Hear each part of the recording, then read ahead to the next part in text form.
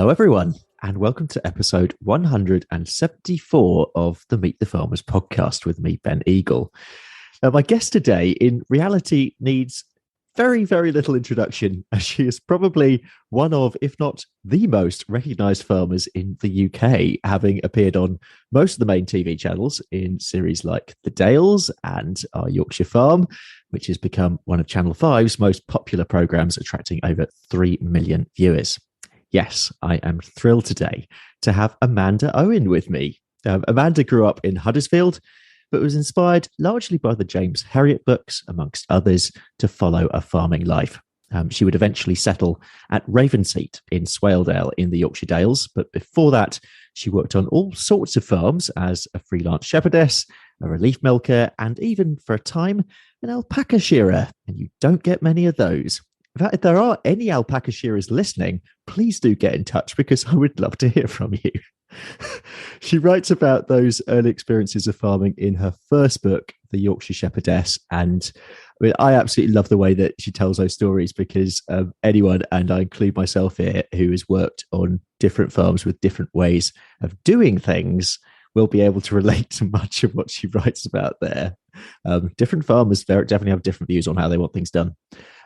Ravenseat, the farm that she calls home, is a 2,000-acre hill farm right at the top of Swaledale, with around 800 Swaledale ewes and 30 head of cattle. Amanda also has 9 children to look after between the ages of 5 and 21.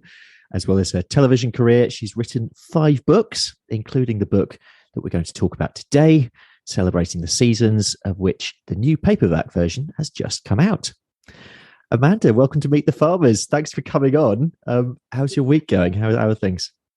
Well, it's been quite varied. I mean, I feel like sometimes I've got a welly-clad foot in 2 different worlds. I mean, basically, yeah. I've just come in from washing sheep. We've got a You're soaked as well. I'm absolutely soaked. Literally, I've just hung my trousers up in front of the fire. So I'm so glad that you can only see the top half of me because I've got a pair of shorts on at the moment. So yeah, we have a pair of steaming leggings hanging up there. It's I mean, things are busy. Things are busy at the moment, you know, and I'm sort of always dodging about between doing this and that. So yeah. Today, washing sheep. Yesterday, I was actually at a literature festival on Guernsey talking about washing sheep. So, you know, it's a varied split, should we say? Yeah, and as well, I'm sure we'll talk about later on. It's part of the part of the variety of life, and it's part of the variety of farming life as well, with some other things that you did. A lot of other farmers might not do.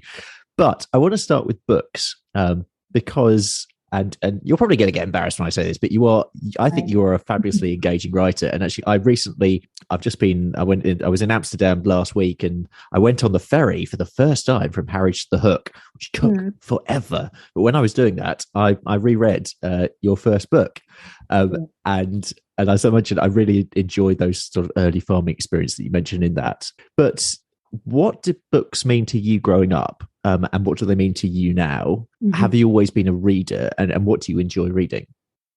I was always a reader. I was never, as a child, particularly academic, not at all. I was the kid who stared out of the window. I was always the daydreamer. I was the child that nobody ever remembered at school because I was never particularly good, but I was never particularly bad. I was just kind of invisible. Yeah, I just kept my head down and sort of daydreamed. And then, of course, you can't keep daydreaming because at some point when you're somewhere in a region about 14 or 15, a careers advisor comes along and says, you know, hey, Amanda, what do you want to do with the rest of your life? Yeah. And that's the wake-up call. And you're like, well, I don't know. What do I actually like doing? What do I enjoy? Well, I enjoyed reading. And, of course, the James Herriot books, which had been absolutely huge, you know, in the 80s. I'd read those. I'd also watched the television series, All Creatures Great and Small. And all I could think of to suggest to my careers advisor was, I said, look, I'd really like to be a vet, a countryside vet. Well, I mean, that was pie in the sky. It absolutely was. Because, I mean, obviously, any child that wants to become a vet has to be pretty academic. You know, you're looking at straight A's and all the rest of it. So he was very matter of fact, was my careers advisor. And he said, look, Amanda, no, you're not, you haven't got the right credentials for that. You need to go away and think again. So I didn't entirely give up. But I went back to the bookshelves because that was where I went. I hung about in the library. I was a school librarian. I just was a reader, but I was always reading. I always had a focus, I suppose, on non-fiction. I liked sort of factual kind of stuff. And the Harriets for me were kind of a bit of I suppose you'd have to say a bit of fiction mixed with non-fiction. But to me, they were absolutely real. It was about the characters of people. So went back to the bookshelves, found myself another book. I'm looking on my shelf now because I've got a copy of it somewhere. Have you still got it? Yeah, of course I have. Oh, great. It's there somewhere. There's all kinds of epic terms on there. It was called Hill Shepherd. Yeah. I mean, it wasn't exactly a sequel. That was about. But it was a coffee table style book.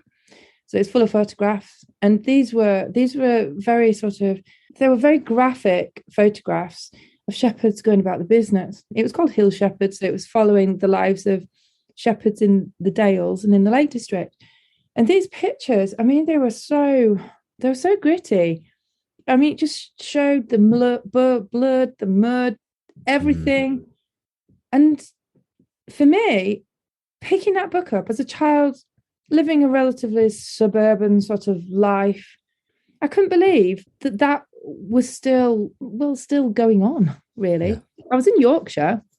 As the crow flies, probably, it was only a life that was going on 100 miles away from where I was living. Yep. But it could have been a different planet.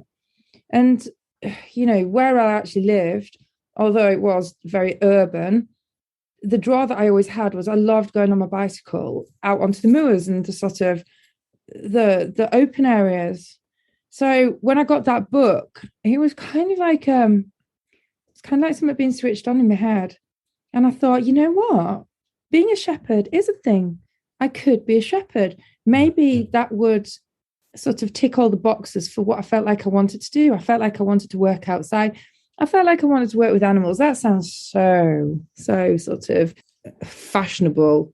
I want to work with animals. So many people say that. But it was farming. Exactly. And for me to say I want to be a farmer that was pie in the sky. So for me to be a shepherd sort of ticked all the right boxes. And I think now, probably in hindsight, I was probably rebelling as well. I was probably trying to sort of upset everybody by trying to do something different, as you do when you're a teenager. Yeah. This is going a little bit off, but do you speak to young people, kids from urban areas? Do you come across anyone who sort of has that dream that you saw in yourself when you were a kid? A lot. Maybe it's spoken about even more than it was in my day. In my day, I feel like, some things haven't changed. In the tried and tested way to supposedly get anywhere is, of course, sort of college, university, all the rest of it. And I would hope that there might be a bit of a sort of awakening that isn't the route for all children, and it isn't always the route to success. Yeah. So when I talk to kids now, and literally at Guernsey yesterday at the Literature Festival, there was a procession of children there. So I'm wearing the jumpers with the tractors on, and there was a lad there who had a couple of pigs, and there was another lad who was working part-time on one of the 3 dairy farms they had on Guernsey. Okay. There are a lot of children out there who are very enthusiastic. They have seen television programs about the countryside. They've seen it through social media and have decided that they want to work the land. And I will encourage them every step of the way, because no matter what the political climate, no matter what sort of fads and fashions come and go, there is one thing that is never going to fall out of fashion, and that is feeding people. It might change, ideas might change, but the bottom line is that the countryside, nature and food on the plate is always going to be relevant. It can't not be. So why not encourage a younger generation? Absolutely. Yeah. Just going back to books again a bit. Did you write at all when you were younger? And did you ever imagine that you'd end up writing 5 books and who knows, maybe more in the future? No, I got an E in English at GCSE level. Wuthering Heights, sort of Cider with Rosie, all that kind of stuff. It just wasn't for me. I wasn't interested. Yeah. And through my kids now, I see exactly the same. My oldest is 21. She's just got a first in biomedicine. She's very academic. She's very, very studious. That's what she loves. Reuben, he's 18. He would not tolerate any sort of academia. He hated going to school. He was a good boy, don't get me wrong, but he just hated school. He didn't want to learn about geography. He didn't want to learn about history. All he wanted to do was work with machinery and engines. That's how he's wired. That's how his brain is. Okay. But you know what? He's away working today. He works every hour that there is. And he is busy because he's astute, he's clever, he's smart, he's got a business brain. But he isn't going to the university. He's going to the University of Life. But the point being, for a child like Ruben, it's very difficult to rail against the system.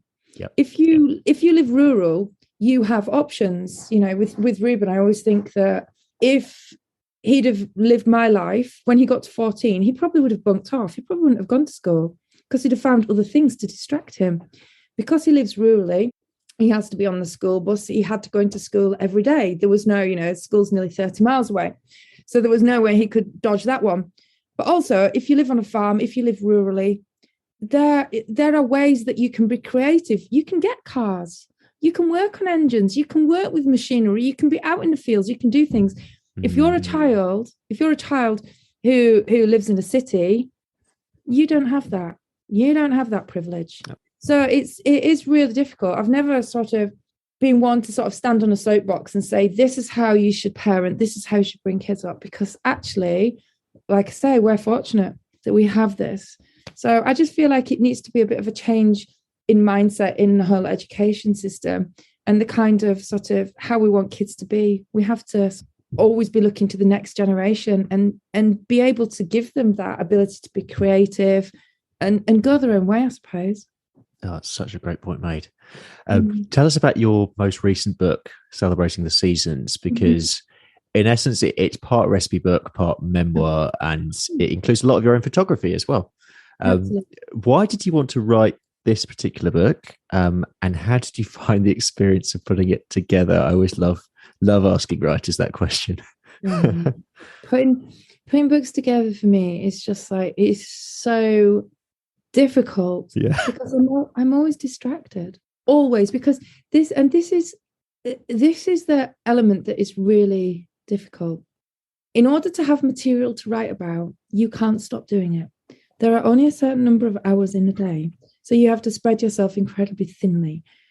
I'm very aware that, ridiculous as it might sound and unfair as it absolutely is, there is more money to be made talking about shoveling the proverbial than actually shoveling it. Yeah. And please do not think that I think that is a good thing, because it absolutely isn't. But as somebody on a hill farm, that's the reality. As somebody on a hill farm with 9 children, you have to, obviously, if you go back to the bare bones of it, you have to look at how you sort of future-proof things. How do you make it work? Yeah. Now, the problem is, it's okay writing about it, but you do have to keep doing it. So that is why I literally lurch from one extreme to the other. But it's that challenge of doing that I enjoy. But putting together a book, what you talked about with the photography, obviously, I don't have time to write a diary to remind me of things, obviously. But what I do have is a phone in my pocket that nobody ever rings because there's no signal here, so that's good. That must be beautiful. Perfect. But I take pictures. It's a visual diary. Yeah. I think at the moment I've got about 130,000 pictures in the back catalogue. Wow. So that is everything. I mean, this morning it's pictures of us washing the gimmers and shifting them across the bridge. It's literally, it's little pointers. I can look back at those pictures and it can take me through whatever was happening on any given day, probably for about last decade. Fantastic. And as is always the case with me, I need deadlines. If I sat down and wrote something, I probably wouldn't send it. I would leave it still until the deadline because I keep changing it. Exactly. So actually what I do is I know myself and I know my sort of little funny ways. I just leave it. And yes, that is horrible stress. But that horrible stress means that I get one shot at it. That's it. Can't go back into it. Can't change it. Can't alter it. I press send. It's gone. That's how it has to be. And it's usually press send about an hour before there is someone absolutely threatening me. Yeah. Because that's just how I am. I've just got 1,000 distractions, right? Exactly. We all have to learn how we all work. You mentioned Hill Shepherd before, John Eliza Forge's book, which was in essence written as a lasting tribute to a very traditional way of life. And this book as well, Celebrating the Seasons, it's also a celebration of that in many ways. Do you think that that's partly why, and when I was putting these questions together, I was thinking about how to word this one, is why people are so fascinated by your story and your story there representing a story that lots of hill farmers all over the country live. But is there a fascination with that? Yeah, absolutely there is. Maybe a newfound fascination. I used to think that the people who watched the programs or read the books, I used to think it was all a nostalgia for times past, for times gone. Yeah. People recalling their own childhoods, where they were brought up. I feel like maybe we're getting into the area of being two generations from people working the land. Possibly we're about that stage. It makes me feel very old. But people still had that connection whereby they remembered, their grandparents maybe farming, small holding, more of a subsistence style farming, more of a connection with naturally the harvest and what the land could provide. We certainly have moved away from that. But now, and I think particularly after the pandemic, I'm hoping these lessons are sort of retained, actually, and people don't go back to forgetting about what the countryside can provide from us and what it can give to us. But when we had 2 years of utter chaos, that was people being trapped in their own house with no access to the outside, the great outdoors, when we had people heading into the supermarkets because there was panic buying, food shortages. Yeah. I thought to myself, maybe this is a reset, because of course also people were picking up skills that they thought they'd forgotten. Everybody was bread making, everybody was baking cakes, everybody was sort of taking a step back. All those skills, everyone was like, oh, young'uns these days, they can't cook, they can't bake, they can't do this. Oh, they could. Of course they could. It's just life didn't allow it because we were so busy. I just hope that we don't sort of slip back into our old ways. And I feel like the crisis that we're going through at the moment, I don't know, life's difficult. And I think for a younger generation, obviously we all have to pay the bills, but I think there was a time that we went through, particularly post-COVID, that a lot of the fan base were people who literally wanted to change their life. They wanted to take the emphasis away from the rat race, and they wanted to look at living close to the land and letting their kids experience the fresh air and all the rest of it. Whether life at the moment allows for that, it's another thing. I think it's super. Because of course, we're going through a big crisis at the moment that no one could ever have anticipated. But I guess the thing that it's taught me, I suppose, is that you can't ever sort of rest on your laurels. You can't ever sit there and think, well, I've got it made, sorted. I know what I'm doing. For 10, 15 years, the emphasis on farming and farmers has always been stop farming, diversify, quit farming. Well, not quit farming, but let the farming sort of be in the background. Yeah. You've got your farming, but then you've actually got your business where you're going to make your money on whatever that is. Yeah, exactly. Let's diversify. Get yourself a campsite, look after, do tourism, campsites, farm shop. And it's fine because you've got loads of time to do all that. You can get all that done. Yeah, absolutely. But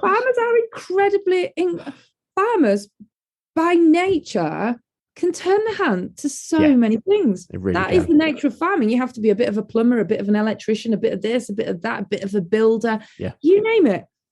So we implement these things. In fact, maybe our problem has been that we are almost too good at sort of wearing different clothes, and we would have been better just saying, we're farmers, that's what we're good at, we're going to keep putting food on plates.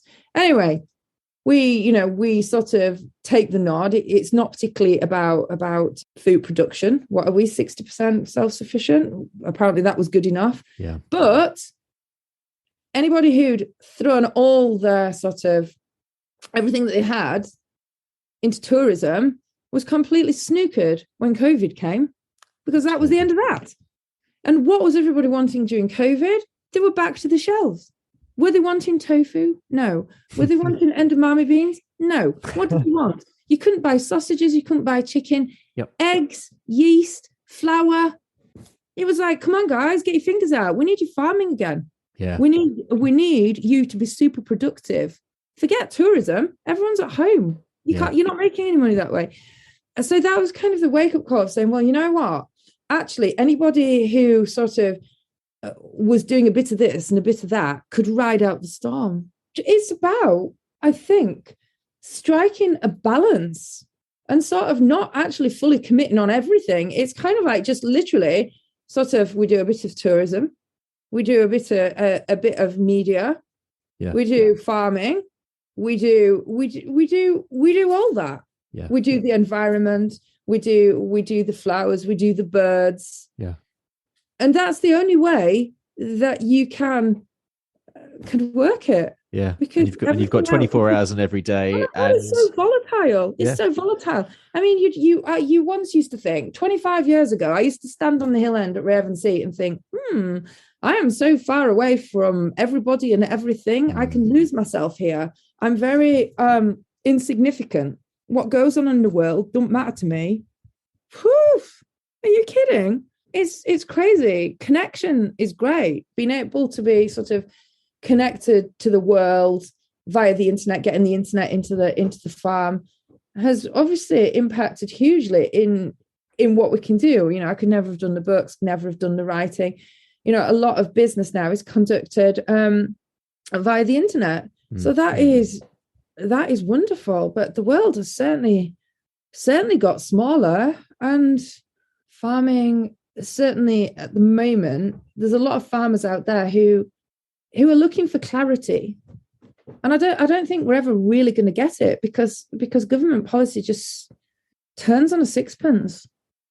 What you're told one week can vary hugely to another week. And how can you plan for that?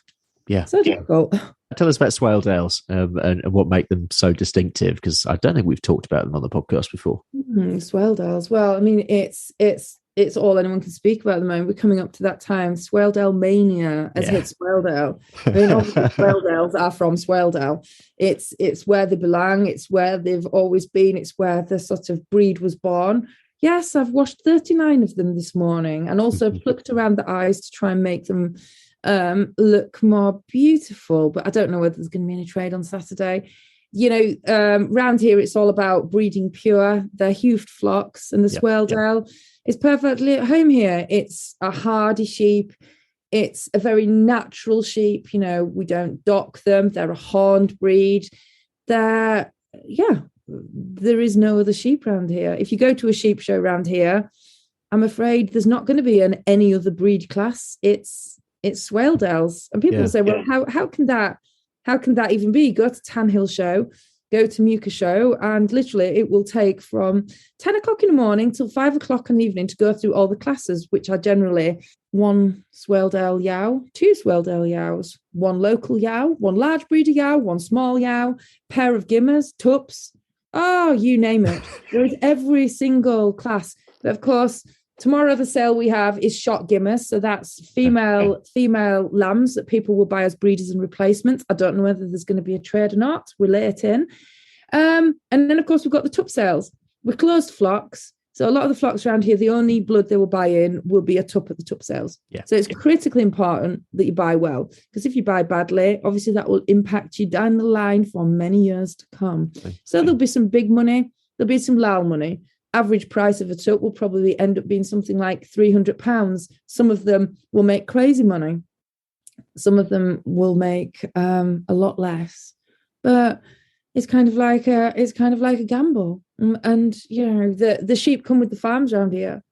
Yeah, you know, I was going to say, I mean, on that, in terms of breeding lines, how are you impacted by foot and mouth going back a bit?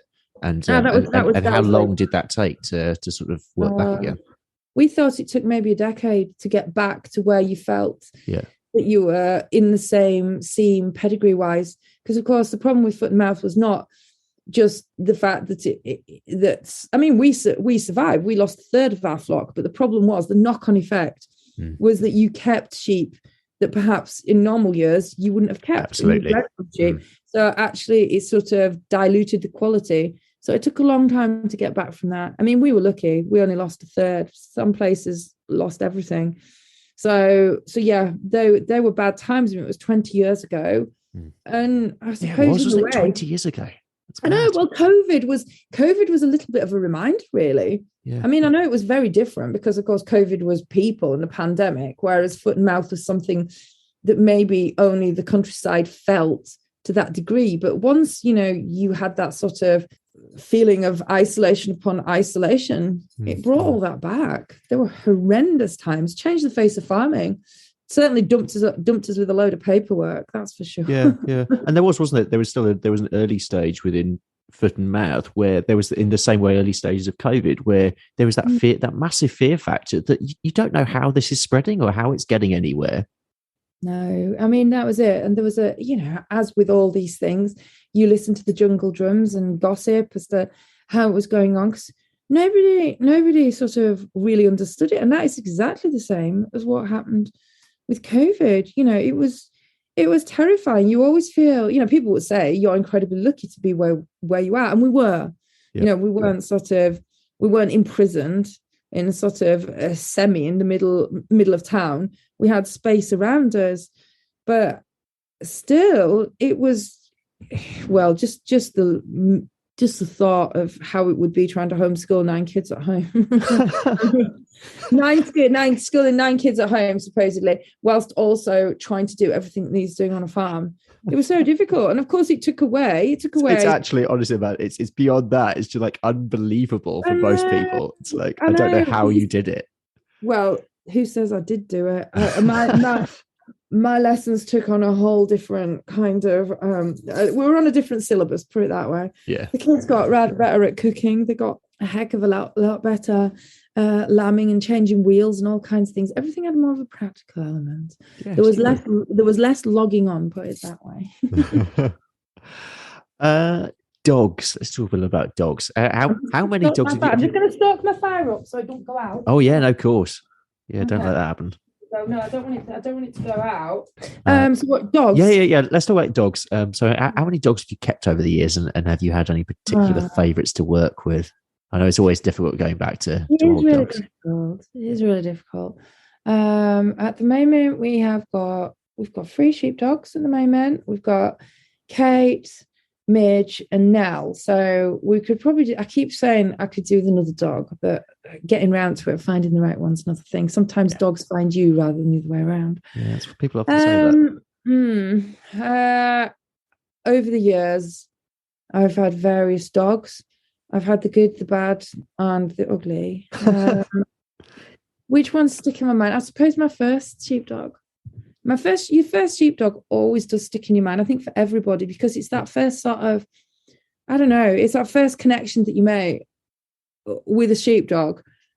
I know people have pet dogs, and I know there's a certain amount of affection, even with a working dog. I can't explain it, but that sense of reliance and the way that you do work together, although perhaps you don't have the same outward affection with a sheepdog. People say, "Oh, but it lives in a kennel. How can you let it live in a kennel?" Because it's a sheepdog and you like it. Exactly.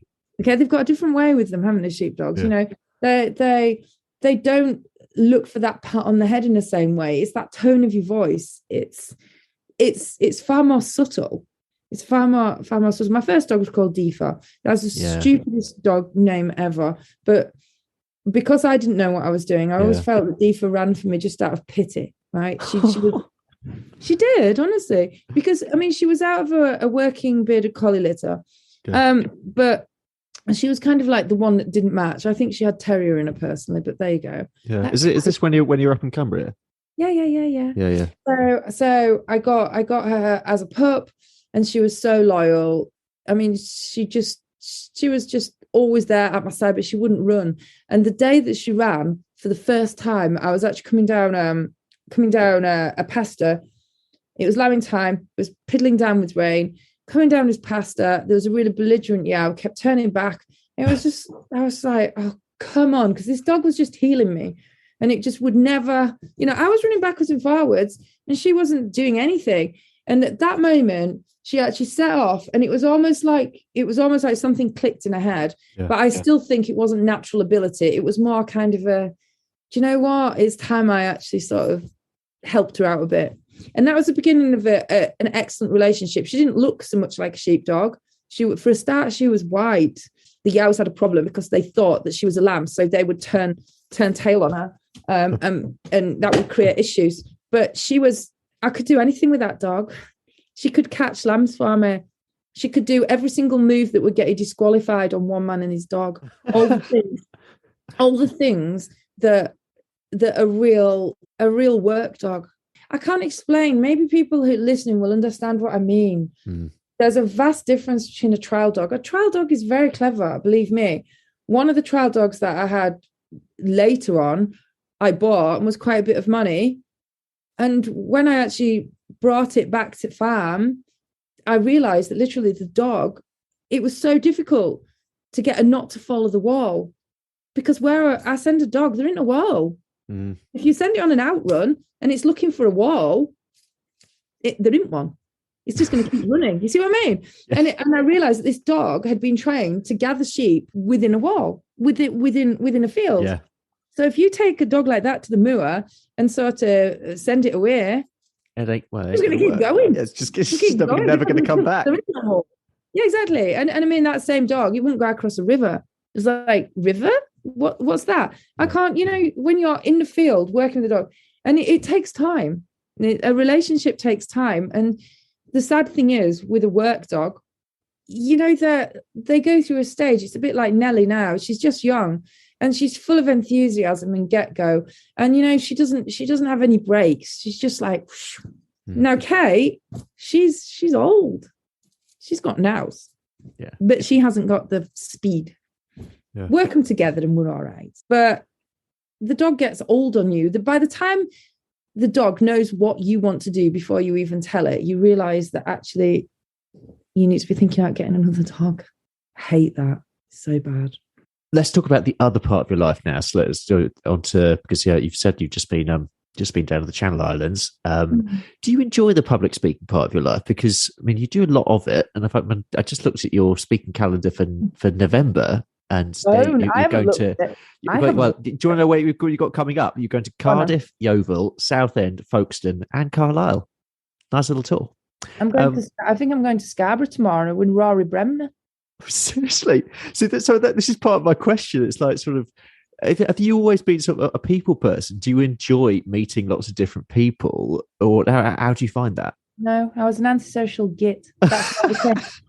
That's why I became a shepherd. If I was a real people person, I would never have chosen to do that, would I? Well, exactly. This is sort of what I'm thinking. I was tramping around the Lake District. My other friends, they were all off doing their own thing. And there's me wandering around in wellies. So no, I feel like I've lived my life in reverse. Yeah. I really do feel like that, because I went off to do what I wanted. I was really fortunate that I managed to kind of find myself where I wanted to be and sort of worked my way up the ladder. And then literally everything that's happened regarding the media has all been totally and utterly accidental. There never was a plan. There couldn't ever have been a plan. Exactly. How could you ever? You can't plan for that. Exactly. No. It all began with literally people coming through on the coast to coast walk, the Ramblers, and striking up conversation. And people had questions. They would ask things. They would want to know about the farm. They'd want to know about the animals. They'd want to know about the landscape, everything. And I would chat to them for a good 5 minutes, and then they'd head off on the way again. And every summer that would happen. Off the back of that, one of the people you spoke to, of course, was a researcher for a TV program, The Dales. Oh. And it was like, would you like to be part of this sort of little series? It's like, okay, it's not a paid for gig or anything like that. But I thought, well, it's advertising. It'll get me more people come for afternoon teas. Did that, got approached by a literary agent, asked if I wanted to write. Thought to myself, what have I got to lose? I've always been a bit of a chancer. I think it's because of Yorkshire. It's like, well, I was like, well, I don't know. I said, I'm a reader. I'm not a writer. What have I got to lose? What have I got to lose? The only thing that could happen is you fail, right? It's not death, is it? You just look like an idiot. It doesn't matter, does it? We all do that. We're all learning. So I wrote my book. Got to number 3. The rest is history, as they say. Yeah, exactly. So that was the start of that. And I think the sort of the key to that one is if you find that thing that you sort of love and enjoy, then everything else sort of naturally came after. So yeah, you know what? I think that is for any younger listeners listening. I think that in itself is just a super point, just to sort of sit on there. Is that just do what you love, and it'll be do what you love. Yeah, do what you love. And I spend a lot of time encouraging kids and parents as well. And I think I do believe that there has been a bit of a turnaround with maybe again the pandemic, looking at how we need a younger generation that sort of are given the opportunity to do things, to be practical. There is nothing wrong with sort of working your way up the ladder. You have to adapt, right? Nobody is the same person that they were when they were 18, 19, 20. So in other words, yeah, you're going to do some rubbish jobs that maybe you hate. But the fact is, as long as you do them and know that you hate them, that is what spurs you on to bigger, better things. That's life. And my life has gone the opposite way around. So the fact is, I'm talking about what I love, what I'm passionate about, and what I know about. And when I walk into somewhere and I'm nervous, because I get nervous every time I have to do, when I walk into somewhere and I'm really nervous, I think to myself, why am I nervous? And I think to myself, I'm going on there to talk about what I know about. Mm-hmm. I have nothing to be nervous about.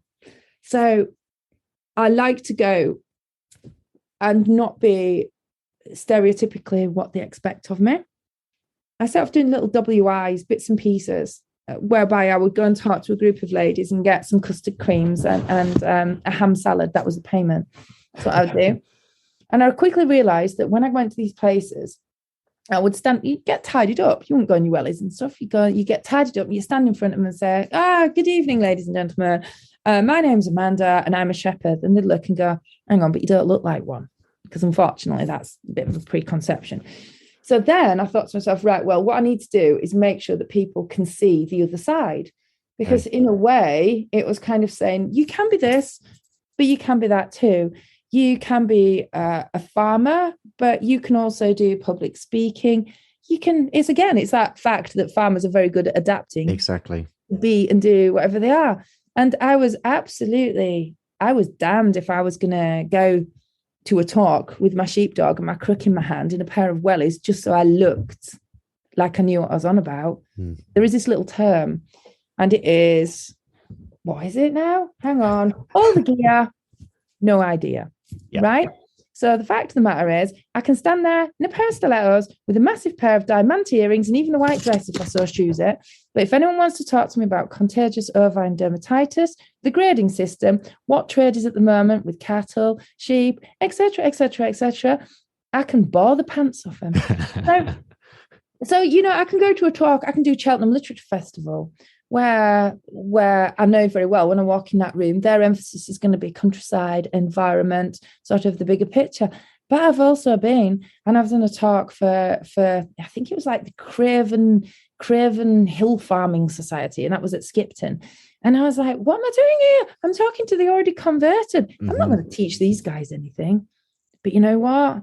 The fact that I can go there and I can do that, it's good. Can you imagine a world where people talk about and wrote about only things that they actually knew about? Wouldn't it be great?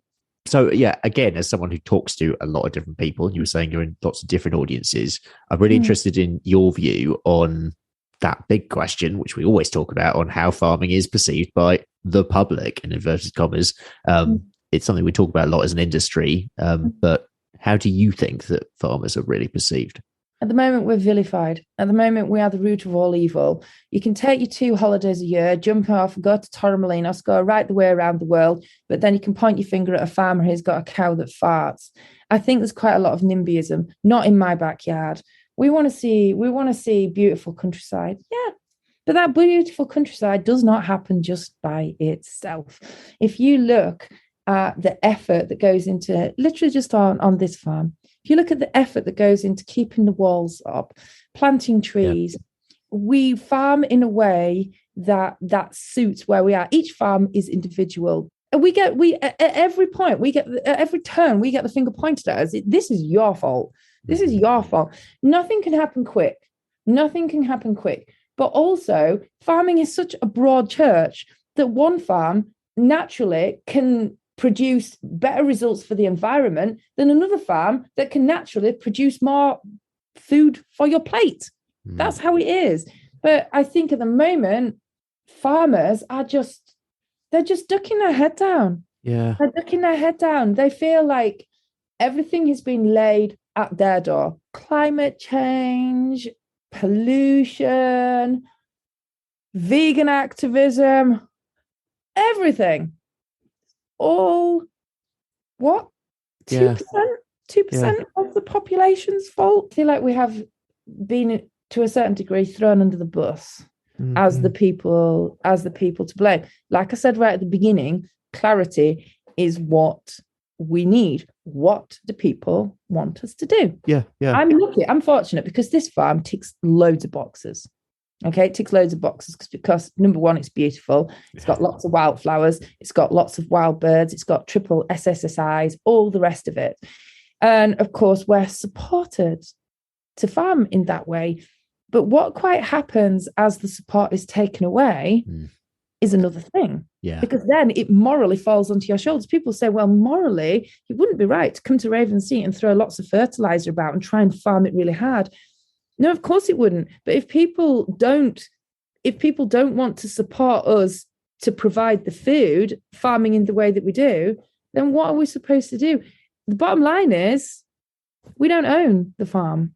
We're tenants. Exactly. So again, that limits you. I'm also in a national park, which is great. It brings tourists, but we are working that view. If you go to Alton Towers, you pay to go in and you come away from it having had either a brilliant day or whatever. You can come to our farm, park your car, head off for a walk through the countryside, look at the views, take lots of pictures, have a picnic, paddle in the stream, do all that, and never dip your hand in your pocket. Yeah, you don't have to spend a penny. No, not a penny. And I'm not going to start putting a charge to come to the farm box because I'm so proud of what we have and what we do. But that is why people have to look about people saying, oh, taxpayer funded. Look at all them subsidies they're getting off the government. Look at what they're getting back. It's a bargain. Okay, get us out of Ravensea. Forget it. Stop farming it. Let's get some heritage expert to come and put all the slates back on the roof and keep all the dry stone walls up. Then we can get some guy to come and plant all the trees. Then we can get also the botanist, the environment. Do you know what? I think by the time you'd got all the sort of people in to do the same job that we do, I think you'd probably find that we were a bargain. Yeah, exactly. It would cost a fortune, wouldn't it? Exactly. That's such a good way of putting it. We always finish the show with the same two questions, which I'm going to ask you now. Well, the first is, if you have a question, a message for the public, what would it be? Any message?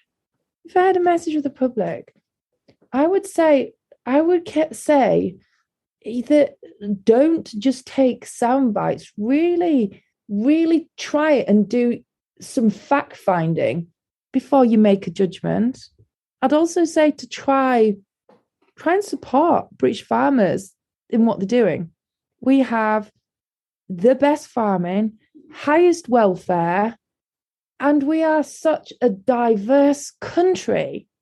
We have everything. You know, we have everything from down in the south and your arable and your chalklands to the moors, the fells. We have all the native breeds of sheep. Take some sort of pleasure, enjoy what we've got, and try. And I know it's hard because people are skint, but try your best to shop local and to sort of shop savvy, shop smart. I'm not saying to people buy more meat. If anything, I'm saying maybe buy less meat, but better source meat. That's what I'd say. And finally, Amanda Owen, a message for farmers. Don't give up. Do not give up. Don't borrow loads of money. Don't do it. it'll come to a point. It'll come to a point when actually, yes, I understand that we have to be efficient. I understand all that. But at the end of the day, I will always maintain that people will need you and things will come right. Yeah, you might have to sit tight. You might have to sit tight for a little bit, but look at your farm and look at what it can provide and just, hey, keep ploughing on, right? Keep ploughing on. Don't throw the towel in. There's so much good stuff. Look at the program, Jeremy Clarkson. Doesn't matter. It doesn't matter how the message gets out there. Just keep on going. And remember that you do have a lot of support out there. Don't focus on the negative. Don't focus on the haters. You are doing a good job. You're feeding people, bottom line, okay? Keep going, because I do believe that we will come through this period and, eventually we'll get to a place where once again, we're valued as we should be, definitely. Right, I'll shut up now. I feel like that's fine. We'll leave it there. But a huge thank you to Amanda for coming on the show. Honestly, it's been an absolute pleasure. My pleasure. Celebrating the Seasons with the Yorkshire Shepherdess is out now in paperback for $8.99. If you haven't already, please do subscribe to Meet the Farmers wherever you're listening. And you could also now join the Meet the Farmers Supporters Club on Patreon. You can find that at patreon.com/Meet the Farmers. Next time on the show, we'll be heading across to Cumbria to speak to Jim Beery, who farms beef, sheep, pigs, and some arable, and he's also a focus farmer writer for Farmers Guardian. I hope you can join me then. I'm Ben Eagle. This has been Meet the Farmers. Thank you very much for listening, as always, and I hope you all have a great week, guys.